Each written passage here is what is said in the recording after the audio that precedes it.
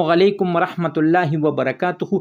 ملګرو په سند کې یوه دردناکه واقعه مخې ته راپېښه شوه چې د سند کومه غټه مقبره ده چې هغه مقبره په ټول ایشیا کې په 1 نمبر ده او هغه ډېره زیاته غټه ده.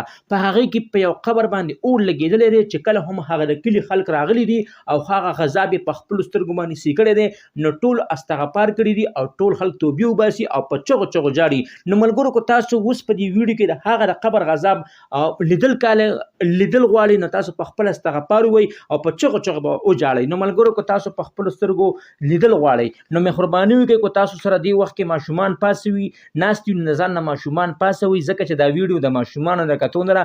که دا ویډیو ماشومان وګوري الله مکه یا خو ورته د زړه هارټ اټیک ولګي یا خو به هغو دماغي بیماران شي. نو ملګرو دا ویډیو تاسو بالکل ماشومانو سره مه ګورئ. که تاسو ځان له وئ نو دا ویډیو تاسو ځان له وګورئ، ځکه چې کوم انسان غټ وي نو د هغه زړه غټ وي، هغه هر رنګې ویډیو برداشت کولی شي او چې کوم ماشومان دي هغو دا ویډیو نشي برداشت کولی.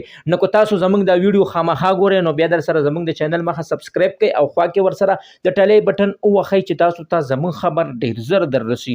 ملګرو دا دردناکه واقعه په سند کې راپېښه شوې ده چې هلته کې په یو قبر باندې د الله په غټ غذاب اخته شو، ځکه چې په هغه قبر باندې اور لګېدلی او د هغه قبر نه به لوګي روتل. خو چې کله هم د هغه علاقې خلک راپاڅېدل او کله چې مولي صاحب ته کېناستو نو مولي صاحب ورته وویلې چې دا د کوم قبر باندې چې اور لګېدلی دی دغه ښځه زناکاره وه، نه ځکه د دې په قبر باندې اور دی، ځکه چې دا ښځه به ګنده وه او پردو سړو سره به زناکارۍ نه کولې، او چې کومه ښځه هم زناکارۍ نه کوي او پردو خلکو څخه غلط تعلقات ساتي نو د هغو دغه انجام وي، لکه څنګه چې نن سبا د دې ښځې دی او دا ښځه الله پاک په شرمونو باندې وشرموله.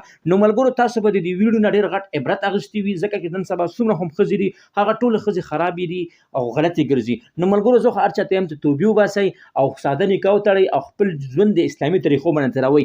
الله مکه که تاسو سبا دغه رنګ غلط حرکت کوئ او سبا تاسو مړه شوئ نو الله پاک په قبر کې هم په شرمونو شرموي، لکه څنګه چې دا ښځه په مړه ده او په قبر کې ده او په قبر کې غذاب دی او په دننه په غذاب کې شرمېږي. نو ملګرو تاسو د دې ویډیو نه غټ عبرت واخلئ، ځکه چې توبې وباسئ او صحیح عمل چالو کړئ. که تاسو صحیح عمل چالو نه کړو الله مکه ستاسو په قبر هم دغه رنګې غذاب راتلی شي لکه څومره غټ قبر چې د دې زناکارې په ښځه باندې راغلی دی. نو ملګرو دا زموږ ویډیو به ستاسو ډېره خوښه شوې وي. د دغه رنګې ویډیو کتو دپاره زموږ د چینل مخه در سره ضرور سبسکرایب کړئ او خوا کې ورسره ضرور د ټلۍ نشان ووهئ چې تاسو ته زموږ خبر ډېر زر در رسي. السلام.